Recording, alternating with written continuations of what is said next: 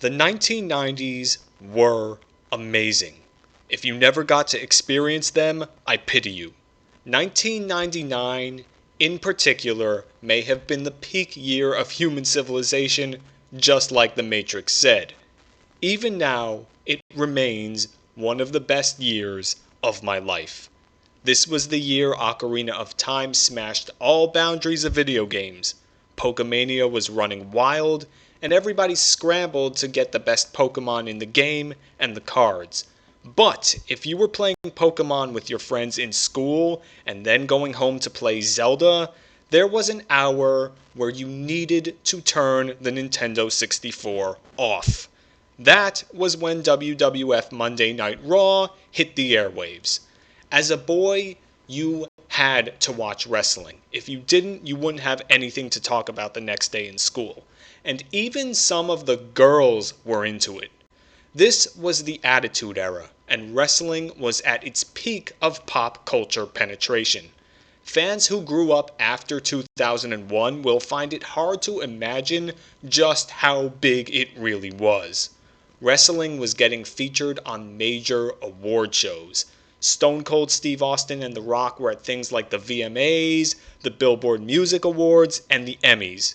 They were two of the biggest stars in the world. Forget about the ratings, forget about merchandise sales. If you were there, you know that wrestling was cool.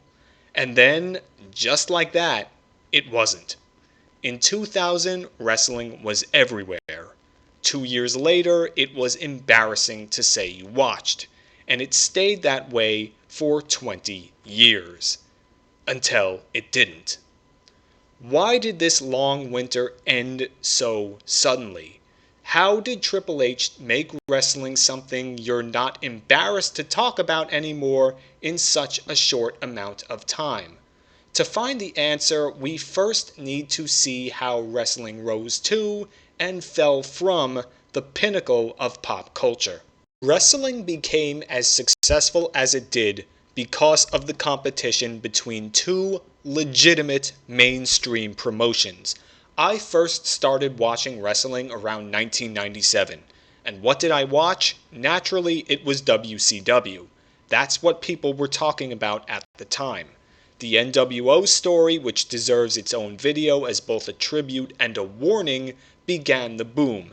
It's important to remember that. At that time, everyone was talking about Hulk Hogan and Sting. The WWF was an afterthought.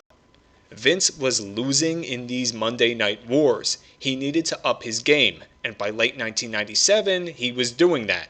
The tide started to turn in 1998 with the Austin vs. McMahon feud and the ample assistance of Mike Tyson on the road to WrestleMania 14.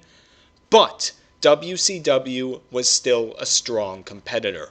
Goldberg was surging in popularity, and not just in wrestling, but in pop culture as a whole. His match with Hulk Hogan on Nitro on July 6th was actually the most watched wrestling segment to that point, with a 6.1 rating. WWF didn't gain a decisive edge in the ratings war until that autumn of 1998.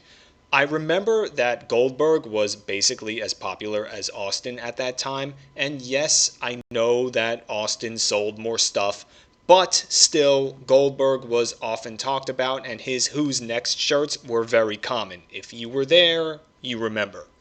WCW was simply still cool. In terms of wrestling as a whole industry, 1998 was probably the peak because both companies were strong. It was an amazing time to be a fan, wasn't it? The competition forced WWF and WCW to experiment and create new stars, and it showed because the combined ratings of both of these companies ticked up, and pretty much everybody on both rosters was popular. WCW was still getting ratings in the 4 and sometimes 5 range until the spring of 1999. That's unfortunately when WCW started to struggle, but at least the WWF kept improving at that time. Days prior, Vince bought WCW. Stone Cold Steve Austin challenged The Rock for the second time in 3 years. But this match was much bigger than the first one. The Rock in particular was a much bigger star than he was in early 1999. Mark Henry rightly described it as like watching two comets hitting each other. But the unique environment that produced those comets was suddenly gone. The Monday Night Wars were over. From this point forward, Vince McMahon's company, now free of competition, made a series of mistakes it would not recover from. And the first one came that very night. The beloved Stone Cold Steve Austin turned into a bad guy. The next night, The Rock left to shoot the Scorpion King. As a result, the WWF lost both of its comets in 24 hours. It no longer had a bona fide main character to build stories around. You can see more about this in a very good video called The Curse of WrestleMania 17 by the WrestleLore channel, and understandably, Austin later said that turning heel that night was one of the biggest mistakes he ever made. Ratings soon began to decline, and I already noticed a shift in school. Interest in wrestling was fading within weeks of WrestleMania 17. Vince needed to do something. His answer was the invasion angle that put the WWF against the alliance of WCW and ECW. This isn't the video to go into detail on this story, but it was a disaster for pro wrestling. When I came back to school after that summer, wrestling was out of the conversation. The last thing the WWF did that created a little buzz was when Stone Cold and Booker T had that fight in a supermarket in December. But after that, nothing. Wrestling was now uncool. And it's not just my anecdote. WWF, which soon became WWE, lost about 40% of its audience between 2001 and 2002. I was still watching at that time, but I really don't remember a lot of it. And I should because I was older, but I remember it less vividly than between 1997 and 2001 because it just didn't make the same impact.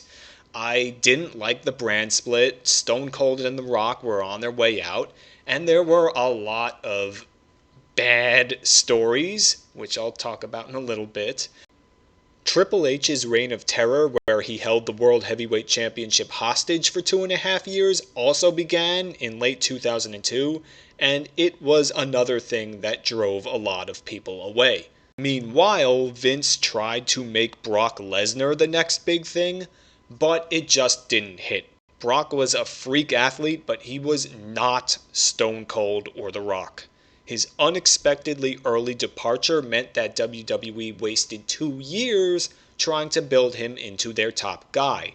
It also had broader negative consequences for content creation that I'll get into shortly.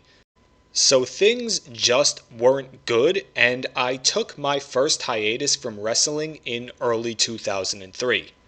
John Cena eventually emerged as WWE's leading man, but a lot of damage had been done between WrestleMania 17 and WrestleMania 21, and Cena was a mixed bag as far as a face of the company went. But to understand the full extent of why that was the case, we have to take a detour through the world of MMA. WWE was starting to find its post-Attitude Era identity by the mid-2000s, but there was something new on the scene that would prevent another boom period from happening. In the 1990s, mixed martial arts was regarded with contempt, disgust. It looked less like a sport and more like a low-class death match. Most areas would not sanction it, so it was a dark underworld. You can watch any of the early UFC events to see what I'm talking about here. But just 2 days after WrestleMania 17, the sport started to grow up. A meeting took place between the New Jersey State Athletic Control Board and various MMA promoters, including the UFC, along with other regulatory bodies, and the unified rules of mixed martial arts were born. Among these rules were the current weight classes and an expansive list of fouls. So the cleaning of MMA served the sport well. The UFC exploded onto the scene in the 2000s, and even now, UFC 300 got about twice the search volume on Google as WrestleMania 40 did. The rise of MMA put pro wrestling into a box it hadn't been in before. Even with the new rules, the UFC could be a lot more violent and brutal than WWE was, even in the Attitude Era. So if you had that dark itch for violent entertainment, you could now watch MMA. And it was actually real, so it lacked the stink of being fake that wrestling carried even during its glory days in the Monday Night Wars. WWE tried to find a new identity and navigate this new cultural environment in ways that were often terrible. Although it emphasized raunchiness in the Attitude Era, the succeeding Ruthless Aggression Era saw a lot of stuff that felt like it went too far even for WWE. It was trash TV just for the sake of popping a rating, with much less popular stars doing the trash. In my Ocarina of Time video, I said that a good story never reminds its viewers that what it's serving them isn't real. It keeps them immersed at all times, and the Attitude Era mostly did this because the stars were so easy for you to get into, to get behind. The Ruthless Aggression Era, though, let's just say that the Katie Vick, Billy and Chuck, and Muhammad Hassan terrorist angles all broke what I'll start calling the Zelda rule on this channel. They were trashy and non-immersive. For teenage and adult viewers, this simply was not cool, and now that the option was available, they started to go watch the UFC. So WWE had a major problem. It found its next big star in John Cena, but the question now became, where was he going to take the brand? I returned from my hiatus in 2007 out of interest in the Undertaker vs. Batista feud. The Undertaker vs. Edge feud was also something that I enjoyed, but the WWE I returned to was very different from the one I left. While I liked those two feuds, the WWE otherwise was bland at best. Few people felt like they were popular, crowds were nothing like I remembered, they were quiet, they lacked energy, and above all, John Cena was just not someone that I could get into. Grudgingly, I had to admit that he had charisma and the whole you can't wrestle stuff was off the mark, but his character just wasn't for me, and I faintly remembered him as the doctor of Thugonomics, but that guy was gone. John Cena, as I was watching him in 2007, was a Superman character that appealed to little kids. So with the UFC taking the more mature audiences, WWE thought like it didn't have a choice. The PG era hadn't officially begun yet, but if you were watching in 2007, you saw the trend.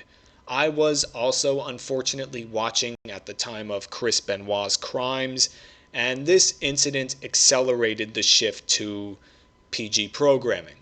And the move became official in the summer of 2008, with then CEO Linda McMahon describing it as a cradle-to-grave approach.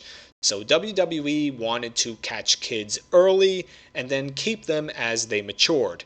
That was the era that John Cena led the company into. John Cena was the guy to do that job. But given that the median age of WWE's viewers continued to increase, this strategy appears to not have paid off. It wasn't getting the kids it wanted, and it was losing fans in the critical 18 to 49-year-old demo.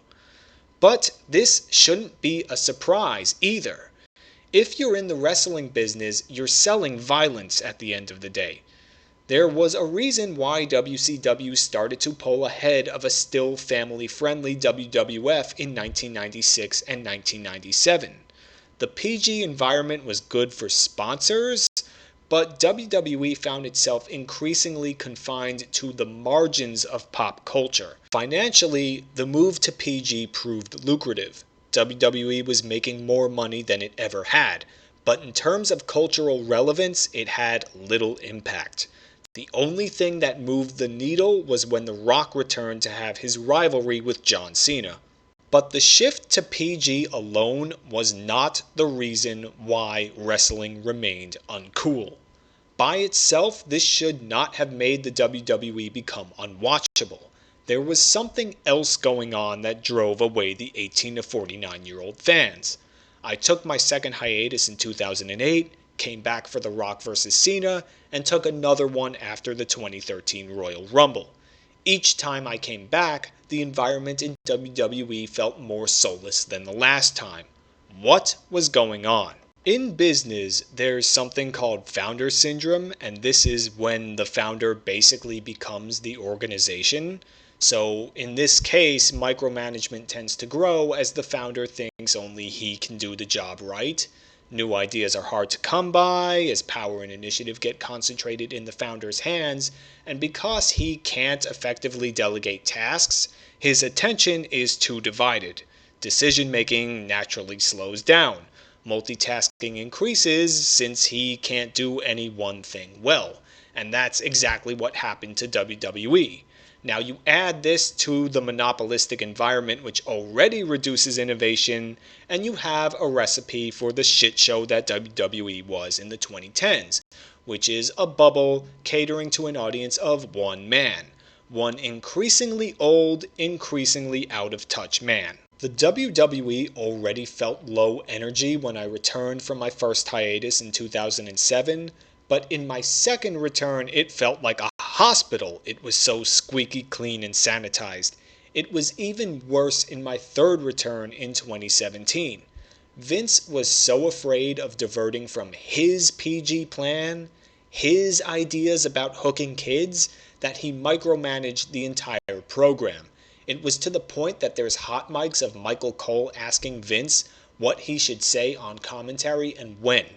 The wrestlers and announcers sounded more like badly programmed robots than real people, and the programming was flatter than the New Day's pancakes. Nobody was popular. Anyone that started to become popular without Vince's approval was undermined or punished. Zack Ryder in 2011 might be the most infamous example, and you could say, yeah, he's not a main event guy, and he wasn't, but CM Punk, Daniel Bryan, and Braun Strowman all fell victim to this too. They had success, but Vince would not exploit it to the extent he could. I returned from my third hiatus, watched that awesome summer of Brock vs. Roman vs. Joe vs. Braun, and thought that Vince was leaving money on the table with Braun Strowman. Why? Because his plan was Brock vs. Roman. Again.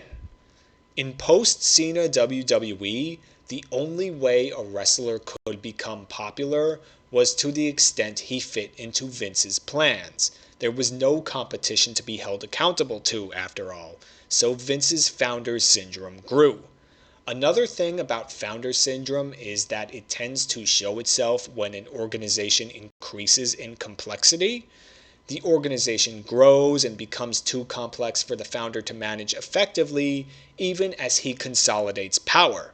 And WWE was a lot more complex than it was during the Monday Night Wars, but Vince still tightened his thumbs and got older.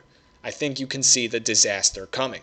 That's why wrestlers had to stand outside his office for hours just to talk to him about something.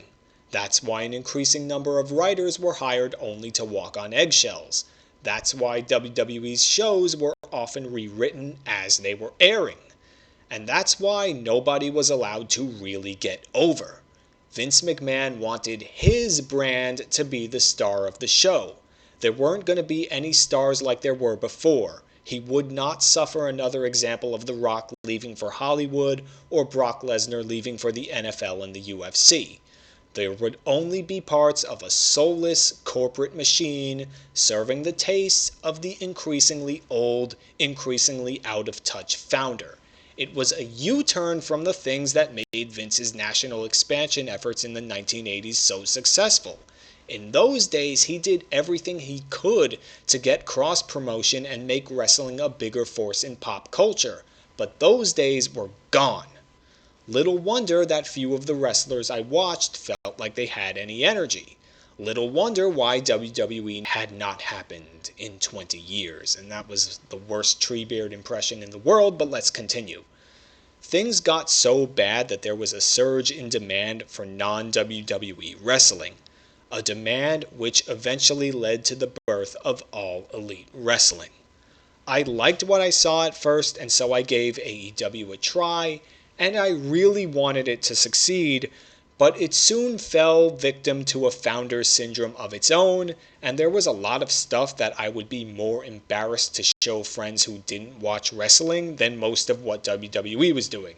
So it became clear that AEW wasn't going to save wrestling from its dark age, and you could look up here for more on that. But then everything changed again. In the summer of 2022, Vince McMahon suddenly resigned from WWE amid a sexual misconduct scandal. Triple H was soon named as the head of creative, and the moment of truth had come. For a decade, the remaining viewers had high hopes that Triple H would be able to pull the company out of its long doldrum. His work in NXT looked promising, but would he succeed in a similar way for a mainstream audience? And the answer has been an emphatic yes. But before we look at what Triple H himself has done, let's look at how the structure around him allows him to do his best. With Vince's ouster, WWE's structure began to change from serving the founder to serving the mission. As a result, power was more decentralized, and company executives began to carry out their duties with a clear chain of command. There was less micromanaging and multitasking. Vince McMahon's return in January 2023 could have threatened this, but he came back to sell the company. The result was the creation of the TKO Group, which meant Vince was no longer the majority shareholder. Ari Emanuel, TKO's CEO, was quick to make sure that his new division would not fall prey to founder syndrome again. He formally removed Vince from having any creative control of WWE. Justin Barrasso wrote for Sports Illustrated at the time, quote, "Multiple contacts within the WWE and UFC have confirmed that Ari Emanuel, who wields power as the Endeavor CEO, is behind the change. Emanuel has long been a firm believer that in order for an organization to be as effective as possible, people need to do the job they are assigned. In this case, that approach has empowered Levesque, Triple H, to exert his full influence in the company's creative sphere." Close quote. Instead, Vince's role was to help secure a new media rights deal for Raw and NXT, which he did in monster fashion in January 2024 in a streaming deal with Netflix worth $5 billion over 10 years. And then days later, the Janelle Grant lawsuit accusing Vince of being a sex trafficker came out, and he was gone again, this time for good. So the corporate change strengthened Triple H's hand. TKO was an organization where officers would do their job and not micromanage or multitask. The company was enabling him to succeed, but he has also done his job well. The reports about WWE's company culture since the regime change are all positive. CM Punk, who was once a big Triple H critic, recently described the situation in an interview. Quote, "I think Vince would make people wait outside his office, there'd be like a line, you know what I mean, and people would be intimidated by that. And I don't get that read off of Triple H at all. I don't see people waiting outside his office. I see him being a lot more hands-on with people and approachable and accessible. He wants everybody to be their best because he wants the show to be the best. So there's no leftover 80s macho kind of weird energy going on." You can always take Punk's words with a grain of salt, but others have corroborated him, and you can see it play out on your screen. You can see everyone being at their best. For the first time since the Attitude Era, most of the wrestlers I'm watching feel like they have energy. It's not just the main eventers, but most of the roster. These guys actually feel like they're being allowed to be at their best and get over, and this makes the whole show fun to watch from beginning to end. What a concept! The wrestlers and announcers also sound like real people again. Overnight, WWE went from an overscripted and overproduced corny kids show to something that feels a lot more organic and mature. And yes, this all happened while staying PG, which proves that going to PG never meant that the company needed to become as bad as it did. WWE can be PG, but it can also appeal to people over the age of 5. PG was just an excuse for Vince's founder syndrome. Triple H, though, gives his wrestlers direction, and then he lets them go and do their best. He's not micromanaging everything to death. I noticed all of these changes immediately after Triple H took over, and immediately the show was fun again. Triple H also takes a different approach to storytelling. This method took a little longer to show up because it needed to be set up, but wow, has it paid off. Even during the Attitude Era, a lot of stories there were bad. There was little attention to detail or character development, and endings were premature. This didn't matter as much because everyone was over and the atmosphere was so hot, but once that was gone, WWE became what it became. Triple H, though, writes longer and more detailed stories, and him being an old school wrestler, he understands audience psychology more, so that helps. As sharp as Vince's instincts for what would sell always were, he was not a great storyteller. Triple H takes a more disciplined and finessed approach to content than Vince did. And another good example would be to compare and contrast him to his competitor now, Tony Khan, to get a sense of his method of narrative creation. One of the better comments on my AEW video mentioned that Tony, quote, always does the most of everything, and it's by a guy named Ali Unisid 9248. I know I'm butchering that real bad, but that's the guy's name, and he says, quote, "Personally, the thing that put me off AEW was them just doing the absolute most of everything. Every match was a spot fest which cheapened the value of every move. Excessive amounts of what a casual viewer felt like reckless hardcore matches." Yes, there's blood in AEW all the time, there's kickouts to everything, there's crazy stunts and trashy violence and trashy language all just for the sake of it. That's not a story, that's just things that happen. Triple H takes a different approach, and he revealed it when he went on Logan Paul's podcast. Quote, "In a movie, I would rather watch a movie that has incredible drama and an incredible build to one gunshot than watch a movie with just hundreds of people firing machine guns and no one's getting shot or whatever. I'd rather build and get to the scene in the movie where the one shot happens and you're like, oh my god, can you believe he fucking shot him? And like, holy shit, that's unbelievable. There's been times when we as a company say we're PG and we've been G, like way G rated. I believe there's a time for things to work. There's a time for everything.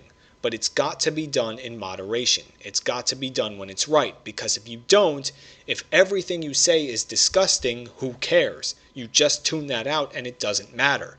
But right now we're so clean on it that Rock says something given his position and the disruptor and the guy coming in from the outside. It's believable that he has that leeway, doesn't care. He can do those things and it's shocking because it's not been that way. Cody gets busted open the other day. It's shocking, especially in the right scenario. It was powerful, meant a lot. It's not a shift of philosophy, it's just when it's needed, pull the trigger. But the discipline is only pulling the trigger when it really means something and when it's shocking. Not when it's just, we should do this. Yeah, I should just use a bunch of profanity today. It doesn't matter. You don't need it. It's a crutch, to be honest.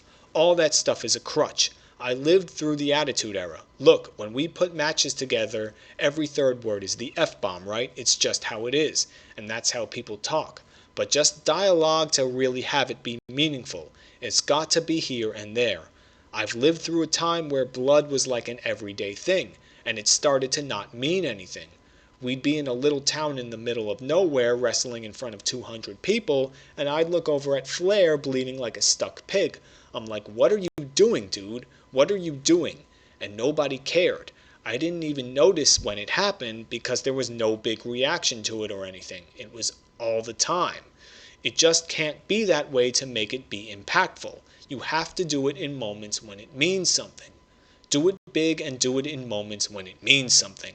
The bust thing with Rock and Cody was a holy shit moment for a lot of those reasons. Even Rock blurring the lines of putting content out after, don't tell me to cut. I'll do this when I want to do it. He's going off. Holy shit.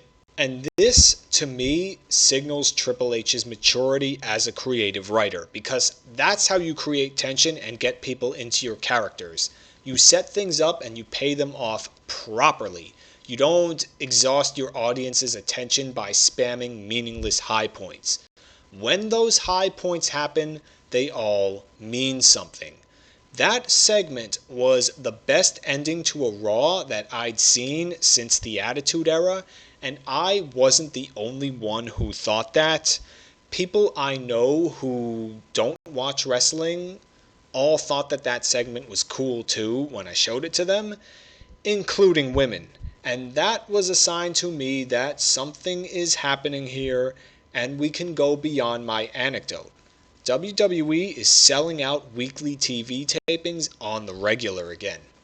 When was the last time that happened? Is wrestling as big as it was between Bash at the Beach 1996 and WrestleMania 17? No, not even close. And it might never be again. But it has cleared a major hurdle thanks to Triple H's takeover of WWE. And that is, it's no longer something I'd feel embarrassed to talk about with people I know that don't watch wrestling. Case in point, when I mentioned that Cody segment to them. I can talk about wrestling positively now and give it a genuine recommendation. And that's always the first step to a boom. If it's not cool yet, it's at least not uncool anymore. And it got that way because Triple H has a good approach to storytelling. He actually allows his roster to be strong because he knows it's a team effort, and he's part of a company that's structured so he can succeed in doing his job. He spoke in an interview about how Nick Khan is trying to get sponsorship deals for WWE athletes so they can get more mainstream exposure. So the post-Vince WWE is actually trying to build stars. They're not self-absorbed with making the brand the sole star because as far as they're concerned, the bigger their stars are, the bigger the brand is. Yes, exactly. Wrestling still has a long way to go to get the pop culture penetration it had in the 90s, but at least it's finally on the road where getting there is possible again. And above all, we've now seen for certain that WWE's stagnation was a choice. The rise of the UFC was an obstacle, but it was not an excuse for WWE to become as bad as it did. That was the choice of a man who let his success make him delusional and power hungry. When looking at the life and career of Vince McMahon, I think of the closing lines of Sophocles' Antigone. Quote, "Wisdom is the supreme part of happiness, and reverence towards the gods must be inviolate. Great words of prideful men are ever punished with great blows, and in old age teach the chastened to be wise." But do you agree with me? Has Triple H pulled wrestling out of its 20-year dark age? Are we on the way to another boom? Please let me know in the comments. I will try to respond to each and every one because they all help this channel to grow against the Vince McMahon we're all dealing with, which is the YouTube algorithm. And since you've watched all the way to the end, thank you very much, by the way. Please leave a like and subscribe because all of that helps this channel to grow immensely as well. And if you want to support this channel more deeply, you can leave a super thanks and I'll respond to your comment a lot more robustly. Also, I've now launched channel memberships, So if you want to see these videos early and get your name featured in these videos, you can join. You'll also get priority replies and these cool little boxing glove badges for your efforts. Thank you. You can also join my Patreon page to get mostly the same benefits. And here you all are on Patreon, by the way. Thank you very much. You can also send me a small tip on my Ko-fi page and buy this script with all the sources I used, properly cited, professional print quality, good for research. The links are all in the description. Next time, we're going to go back to Webtoon and look at some Canvas series from underground creators that deserve your love. Let's see if I can pull a Triple H and make them cool to more people. Until then, keep writing and keep fighting.